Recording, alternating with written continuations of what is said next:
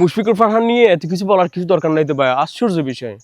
ও উমরা করতে গেছে, মদিনায় গেছে, ও হযরত আসওয়াদে যে পাথরে চুমা দিছে, এইগুলো নিয়ে ও ওখান থেকে ভিডিও করতেছে মুশফিকুর ফারহান। আবার এগুলো নিয়ে এখানে সবাই রিলস বানাচ্ছে যে মারহাবা, হ্যান ত্যান, হাবি জাবি, শুকরান, আলহামদুলিল্লাহ। ভাই, এটা আমি অ্যাপ্রিসিয়েট তখনই করব যখন যে তামিম রিদা ভাই, তাহসান ভাইয়ের মতন যদি ওখান থেকে যদি বলে, কিংবা দেশে আসার পর যদি বলে যে আমি আর সোশ্যাল প্ল্যাটফর্মে থাকবো না, আমি ওই সাইডে আমি আর কাজ করব না, আমি ভালো হয়ে যাব, হ্যাঁ, আমি পুরোপুরি সোশ্যাল মিডিয়া থেকে একেবারে বাইরে চলে যাব, আমি এই কাজগুলো করব না, আমি আল্লাহর করব, ইবাদত করব, আমি ভালো হয়ে যাব মোটামুটি, আমি এগুলোর ভিতর না থাকবো না।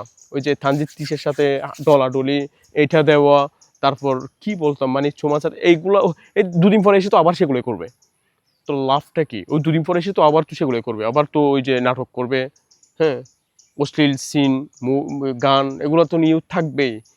এত মারহাবা বলার কি আছে, আমি এটা বুঝি না ভাই।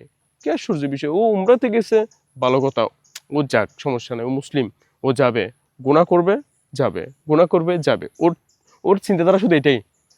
ও আমি আসবো, আবার নাটক করবো, আবার যাবো, আবার নাটক করবো, আবার যাবো, গুনাহ ক্লিয়ার করবো। ওদের চিন্তাধারা এগুলাই। চিন্তাধারা হতে হবে এরকম, কিরকম, আমি উমরা করতেছি, আল্লাহ আমাকে ক্ষমা করে দাও, আমি ভালো হয়ে যাবো, আমি এই কাজগুলো আমি আর করবো না, এটাই করতে হবে। সবাই এগুলো নিয়ে কি আসলে সোশ্যাল ফেসবুকে ঢুকে যাচ্ছে না আমি।